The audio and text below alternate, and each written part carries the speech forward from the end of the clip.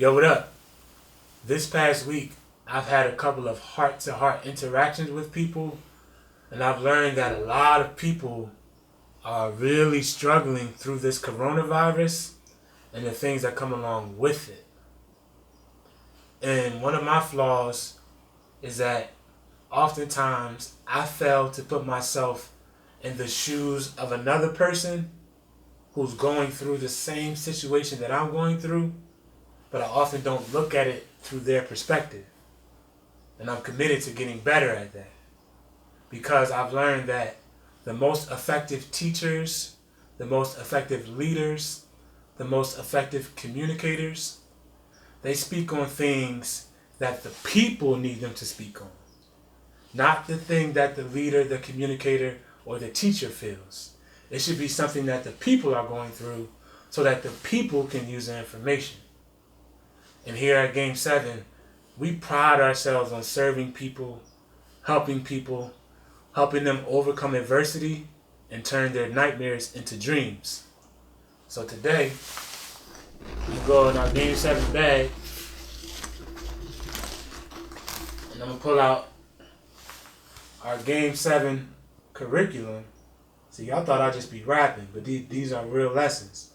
And we're going to use our Game 7 curriculum, and we are going to teach you how to overcome cabin fever and make it through this quarantine and make it through this coronavirus time to come out smarter and stronger. So on today's team meeting, we are going to show you how to overcome cabin fever and help it turn from a weakness into a strength.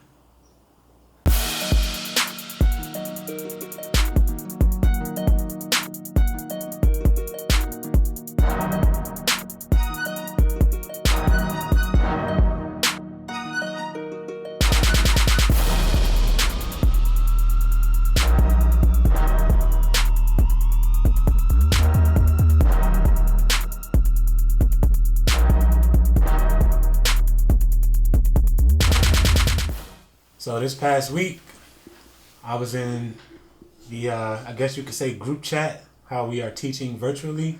We were on the online platform, and I was talking with some other teachers.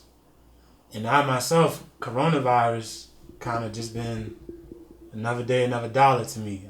Kind of like summertime. Last summer, I locked myself in the house. I read, worked out, wrote a book, and just worked on Game 7 non-stop. 5 in the morning until the afternoon when I committed that time to my family, but all day, every day. And that's kind of like what now is. But I didn't really realize that this, and it may seem obvious, but not to me, but the things that we're going through now with the coronavirus and the quarantine is really bothering people. And when I was talking to the teachers, multiple teachers said that they're having trouble sleeping, they're having trouble thinking clearly, they're having a lot of issues with anxiety and just not knowing what to expect and how they're going to get through this time. And they were actually talking about how a lot of times they hate their job. Not that they hate their job, but we complain. And now they realize how much of a luxury it is for them in their life to be able to get around the kids, to get around other adults, and for them to be able to do something that feeds them. And now that was snatched away from them. And that made me take a step back, everybody not handling this the way that I'm handling this. And people look at this same situation in very different ways. And there's something I can offer to help them. And one of our activities that we are doing now that we're teaching virtually, they made up an activity to where all of the teachers submitted their middle school photos of themselves, and the kids were going to guess who the teachers were. And I don't really have that many pictures, especially from as a kid. I got one picture from the 8th grade graduation, and it's me and my right-hand man who's been locked up since 2006 or so. It's a very, very powerful picture for me because it was like our last day being students in the same school, and how I went to boarding school and my life changed, and how he stayed local, joined the gang. Well, he's already in the gang, but really turned up with his gang lifestyle and ended up getting into very, very, very big trouble to where he's doing a long time in prison. But that was my picture. But when I found that picture, I sent it to his wife. And she thanked me for sending her that picture, and it made her cry because she hasn't been able to see him because the prison has been on lockdown. Not for the prisoners' misbehavior, but due to the virus. They can't have outside people coming in. They can't have themselves giving the virus to other people and all those kinds of things. But she said that that picture took her back to when they were younger, and how he used to look, how he used to feel. So it just told me that a lot of people right now are going through a lot of stress, and the fact that they're stuck in the house and more or less they literally can't leave, their thoughts are all over the place. So for today's team meeting, we're going to talk about stress. What is stress? How can you overcome it? And we're going to talk about your thought process and how those two things go hand in hand. And if you can master the ability to handle stress, master the ability to handle your thought process, the quarantine will then come from a threat and it will turn into a challenge. And you can look at this threat as an opportunity. And I will provide you with some examples about how now is actually a great opportunity and how a lot of people are looking at this time as a threat and a few people are looking at this time as a challenge and as an opportunity. And a lot of people are going to come out of this situation bad, and a few people are going to come out of this situation good. And the biggest difference are going to be your habits that you have during this time and your ability to use this time to get better as opposed to using it as a time to dwell in your pain. So first off, stress. Stress. We've all heard about stress. And more often than not, stress is viewed as something bad. But stress really isn't a bad thing. Think about it. Take a second and write it down. I can guarantee you, everything that you stress over comes along with something that means something. Stress just means that whatever you're thinking about, whatever you're going through, it contains a lot of meaning. Like for example, a lot of parents right now are stressed out because of their kids are home every day. Welcome to our life. Imagine having to teach 30 of them all day, every day. Just imagine it. Welcome to our life. But you love your kids. They mean something to you. That's why you're stressing over it. Jobs. Or how am I going to work? Or how am I going to work virtually? You need your job to support your lifestyle. Or you want your job to support your lifestyle. Whatever your reasons are. But that's because it means something to you. So first thing is, don't look at stress as a bad thing. Just look at stress as your body and mind telling you that you have something to respond to. Okay? So we stress when the demands that we have in our life are greater than our ability to handle them. When the demands in our life are greater than our ability to handle them, that's when we stress. So we got our demands up here, and we have our ability down here. It's an imbalance between our needs and our resources. So we got way too many demands, and we don't believe in our ability to meet those demands. We don't believe that we are capable to meet those demands. And then also we have way too many things that we need, but we don't have the resources to get the things that we need.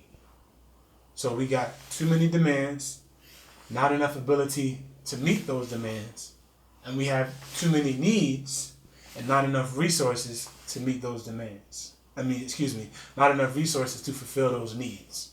So we got demands up top, and we got our ability to handle them down here. Demand, ability. Needs, resources. Demand, ability. Needs, resources. That is stress. Okay, so now take a second to think about it. I've got all of these demands, but I don't have the ability to meet those demands. I got all of these needs, but I don't have the resources to meet these needs. If you have that mindset, it's over for you. it's over. Because ability is fluid. You can gain ability. It's scientifically proven. It's in religion. All different things that add value to people. Everything will tell you that you can increase your ability to do something. Secondly, if you don't think you have enough resources to meet your needs, you can find resources. We got phones, computers, digital libraries. We still got limitless resources. And you may not have the resources to do what you want right now, but you have the resources to get your mind and body right to be able to make it through this situation so that when the external resources open back up, you can go take advantage of them. So there are two ways that you can respond to stress. The first one is a threat response. And that's when you feel like you're experiencing an overwhelming force that you can't handle. It's a threat. So this big 6'7", 300-pound dude, Shaq, come in and want to fight me. That's a threat. That's an overwhelming force that I really can't handle. You feel me? As opposed to a challenge, to where you experience stress as a source of energy and initiative. Where I got this big task, but if I break it down into pieces, I can overcome this big task. But if I just see Shaq as somebody who's going to be too much for me, as opposed to me, oh, I can take some judo classes or I can get better or whatever, and I can beat him. He's old and he's too tall, he got weak knees or whatever. There's two different perspectives that you can perceive it as. So when you're not understanding what's going on, you handle stress as a threat, as opposed to it being a challenge. Dang, I don't got no job right now. I'm stuck in the house. My kids drive me crazy. My mom or dad is driving me crazy. My boyfriend, my girlfriend, my husband, my wife, my significant other, they're driving me crazy. And this is going to go on until April 27th. And now they're saying it's going to be longer. Everything is threatening you. You will not win. You will not. Now on the other side, you can look at it as a challenge. All right, I'm going to be locked in the house. I know mentally it's going to be a lot. It's going to be a whole lot. All right, so my next step is, let me figure out what can I do to handle a whole lot mentally. Let me go on YouTube, use some resources. Let me open up a book. Let me call a friend who I see has a tremendous ability to get through stressful times and learn. And just stop there and master that. Take the threat and make it a challenge. So now that you understand the difference between looking at stress as a challenge as opposed to a threat, here's what happens in your body when you look at stress as a challenge in comparison to looking at stress as a threat. So there's two big things. I'll keep it simple. You got your blood vessels, right? And you got your heart. So when you have stress and you look at it as a threat, you go into fight, flight, faint, or freeze mode. Fight, flight, faint, or freeze mode. That's when you look at stress as a threat. And when you look at it as a challenge, you look at it as an opportunity to respond. So biologically, when you look at stress as a threat, your blood vessels constrict. They constrict.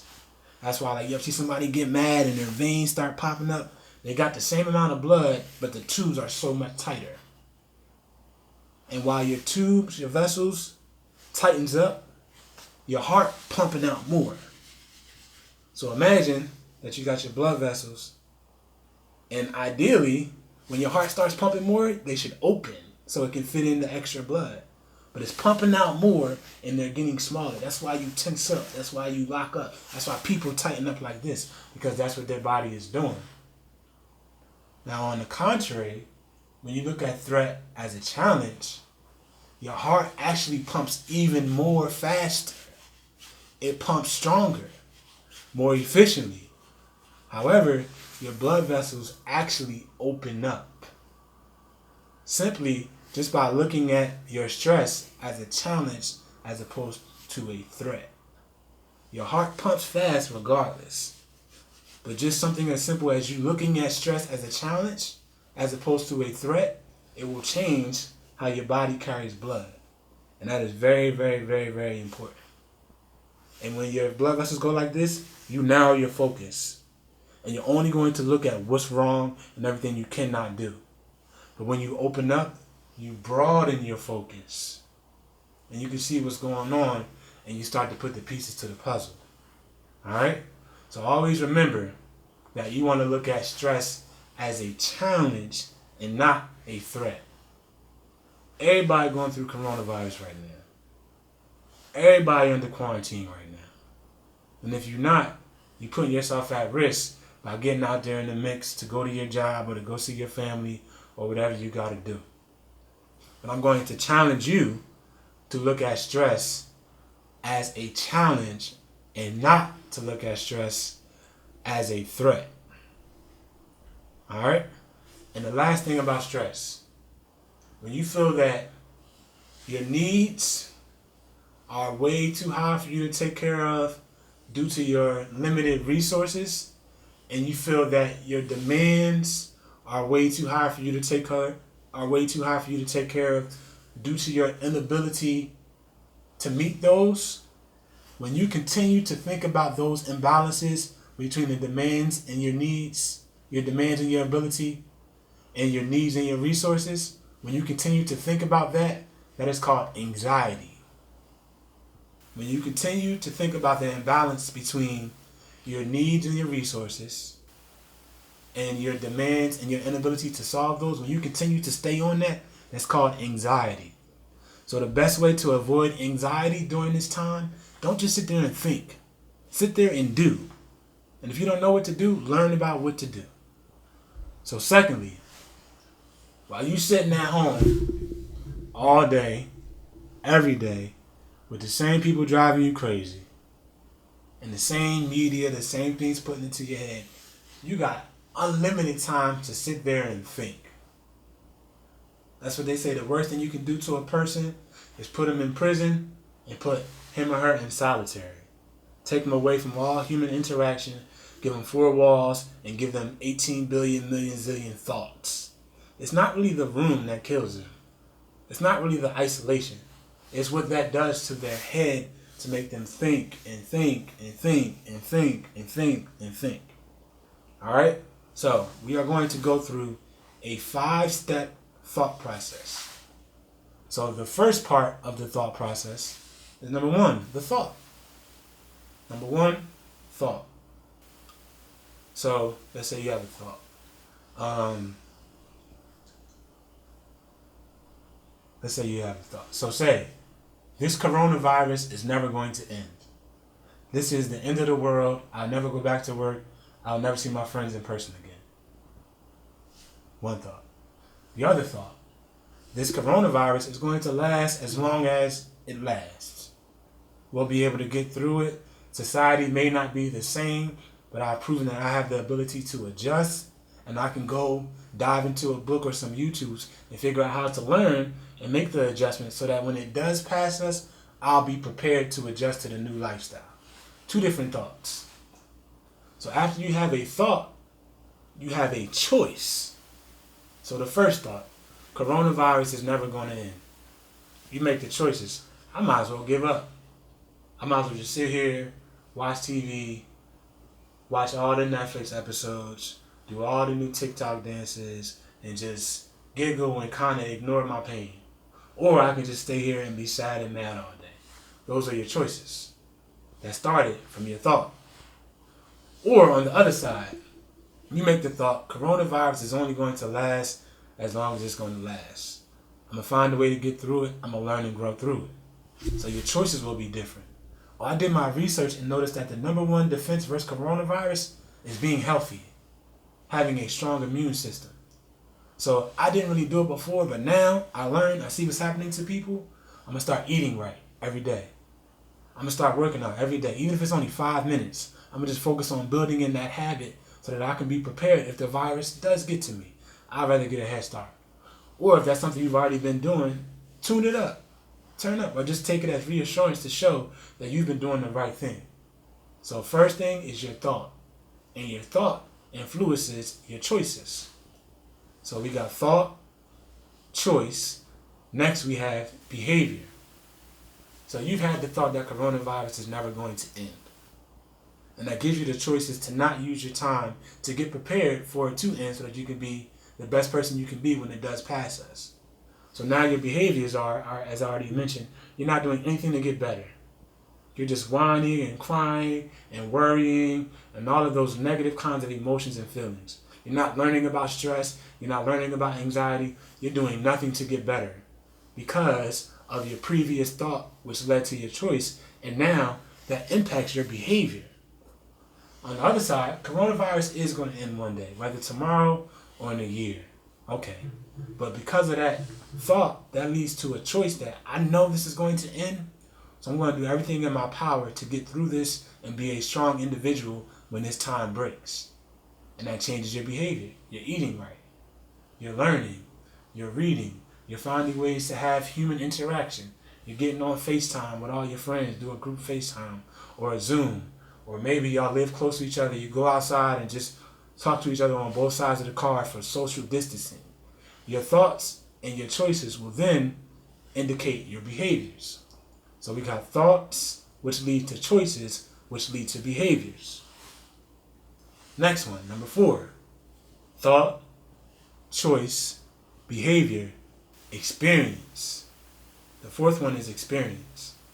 So I had the thoughts that coronavirus is never going to end, which led me to make the choice to give up, which led me to lead to the behaviors of just watching TV all day, crying and whining and worrying and not doing anything to get better. What kind of experience you think this person's going to have? It's going to be bad. It's going to be really bad because they feel like the world is over, there's nothing they can do, and they quit. Whether they realize or not, whether they admit it or they not. They quit. That is a horrible experience. Horrible experience. You're getting beat up and you're not fighting back. As opposed to the other side, coronavirus is going to end one day. This quarantine going to end one day. I don't know how, I don't know when, but it's going to happen. So I'm going to make the choices to be, the singular choice to be prepared for society, whether it stays the same or whether it's completely different when this quarantine passes us by. So that changes my behaviors. I'm working out every day. I'm reading. I'm finding a way to have some human interaction. I'm having a better relationship. I'm messing around with my brothers and my sisters or playing games or whatever the case may be. You change your behaviors because it's always going to end. You know it's very, very important for you to stay focused through this process. That person's experience is going to be far more pleasant than the other person who's just choosing to stay down in the dumps and is and who has not chosen to find a way to get through this time. So we got thought, choice, behavior, experience. Lastly, and I would say most importantly, is emotion. Thought, choice, behavior, experience, emotion. So the first party who has used the coronavirus as a reason to give up because of their thoughts, choices, behaviors, which led to a negative experience. When you have an extended negative experience, that's when we get into depression or anxiety or bipolar, all those different kind of things, because it's just not a fun experience and it's extremely hard. So you're going to be a sad person, an angry person, an irritated person, an unpleasant person, primarily because of things that started with your thoughts.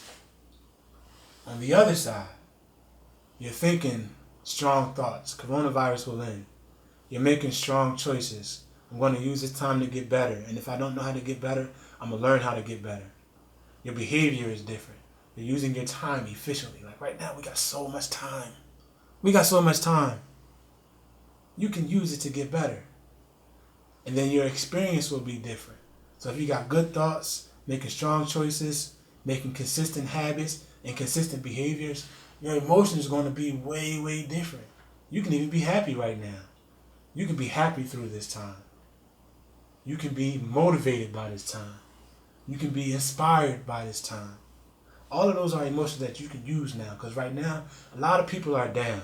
That's an opportunity for people to come help. Like, for example, I was reading a book by Dr. Kelly McGonigal, who talks about the upside of stress. And I learned about a dope program. I couldn't tell you where it is, but it's in the hood. And they take students from the hood, and after high school, they put them in EMT school, whatever the correct verbiage is for that, so they can be EMTs in their same hood. And that really helped the community, because when people are down, people from that same community are coming to help the masses who are down. You get what I'm saying? So it gave them some hope. Same community, the same problems, but they're on the other side of it. By becoming an EMT, their thoughts change, most definitely. Their choices change, their behaviors change, their experience change, and their emotions change. You get what I'm saying? So you have the choice of thinking bad thoughts or thinking good thoughts. And always remember that your thoughts lead to your emotions. So if you're having a rough time, if this is extremely hard for you, and you have every right to have a rough time. It's not your fault that we're going through the coronavirus. It's not your fault that we're quarantined. However, it is your responsibility to learn how to respond to this quarantine and not react to it. So if you're experiencing bad emotions right now, you need to go back and change your thought process. You need to interrupt your bad thought process. You need to break it up. Change your thoughts. Change your choices, which will change your behavior, which will change your experience. And then when your experience is changed, it will change your emotions. And remember, this isn't just an up and down thing. This is a cycle. Your thoughts lead to emotions. If you have bad emotions, you have bad thoughts. Start it over again. Your good thoughts lead to good emotions. You have good thoughts, you have good emotions, start it over again. So if you are on the bad side of this process, it's not your fault. But it's your responsibility to break that cycle and to implement a stronger thought process. So during this quarantine, you can look at stress as a threat, but you should look at it as a challenge. And you can have uncontrolled bad thoughts, but you should have controlled strong thoughts. So for example, I just did some research this past week, and I learned that people who watch the news about a massacre, about a horrific event, at least 6 times a week, are 6 more times likely to have PTSD than the people who actually went through the event. They did a study on the Boston Marathon bombing. The people who kept watching the news on it, more of them have PTSD than the people who are actually bombed. That's crazy. That's absolutely crazy. So one thing is, and I don't have no political stance, I don't want to come off too strong, but be very cautious about what you put into your mind and your body. So right now, today is April 4th. I just put the pressure on KP to hurry up and turn this around and get this video done, right? But April 4th. But on April 1st, the New York Post admitted to using footage from Italy in the New York City coronavirus report. The New York Post, they admitted this. It's public information. The New York Post admitted that they used footage from Italy. It's a broadcast company called Sky News in Italy. They used the same footage for the New York City news report.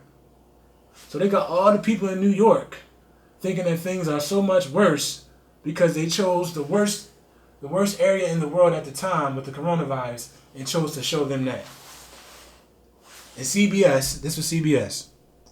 Sorry, I got this all messed up. CBS used the Sky News footage. The New York Post reported it. So the New York Post reported that CBS used footage from Italy to show on the New York City news via CBS. So they used the Sky News footage in Italy on the CBS News in New York. You think that's going to influence your thoughts? Yes. You think that's going to bring you stress? Yes. And CBS admitted this. They said that it was an editing mistake. You can't make that mistake. So I'm not opposed to the news. I don't have no political stance on it. But I do know you got to be very, very cautious about what you put into your mind and body, because that can influence your thought process.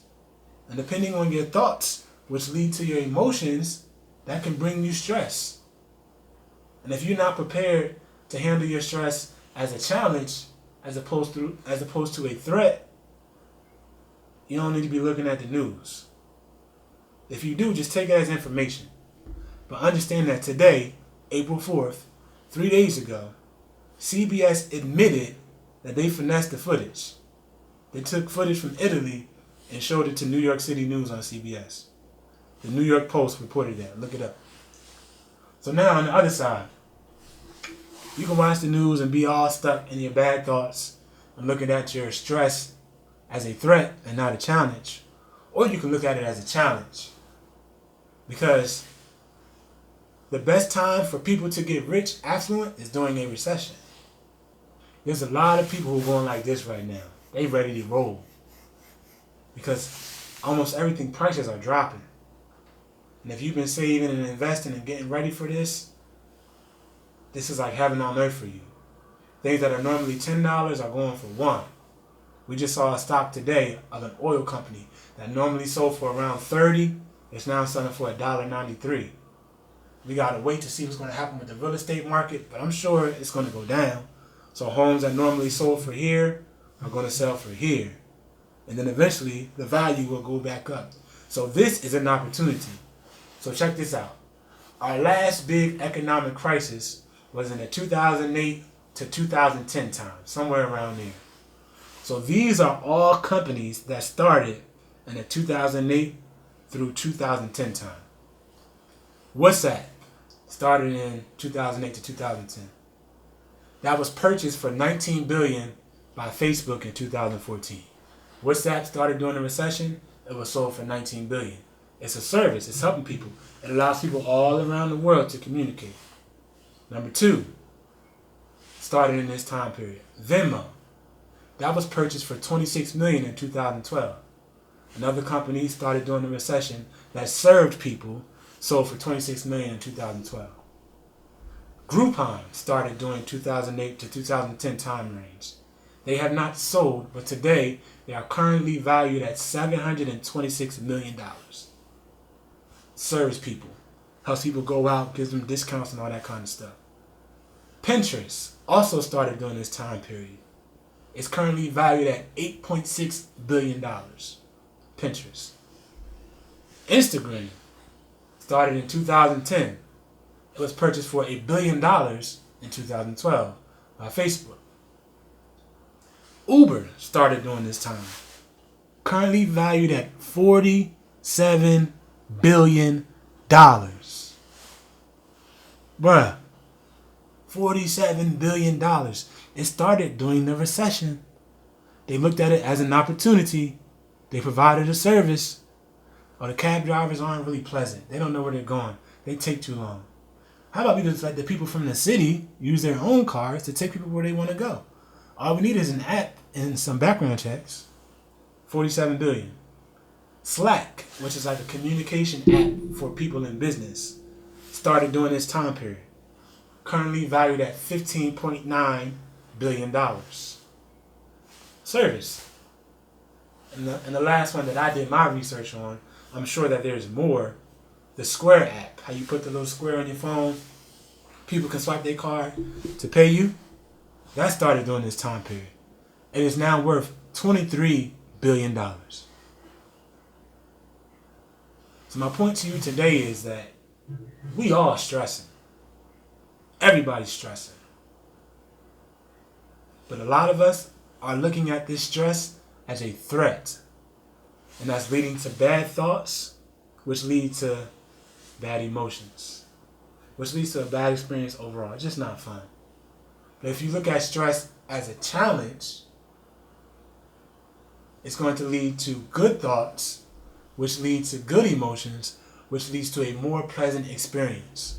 So this is a heavy time. It's a lot of heavy topics going on right now. But always remember that strong people lift heavy stuff. Strong people lift heavy stuff. So remember, stress, it is not a threat. It is a challenge. If you are weak, stress will be a threat. If you are strong, stress will be a challenge. And watch your thoughts. Watch your thoughts. It's not your fault that we in this, but it's your responsibility. Because thoughts lead to choices, which lead to behaviors, which lead to experiences, and which leads to your emotions. So stress is not a threat. It's a challenge. And your thoughts lead to your emotions. Be careful what you put into your body. They're out here lying to you. CBS admitted it. New York Post told you. And go back and do your research. In a recession, it's an opportunity. So here at Game 7, we take on challenges and we have strong thoughts. Take on the challenge, have strong thoughts, and this is an opportunity. So go to game7.com, click on the free lessons tab, hit us up about what you want to learn, and we'll send you a free lesson. You're going to get through this. It's not your fault, but it's your responsibility. Easy work.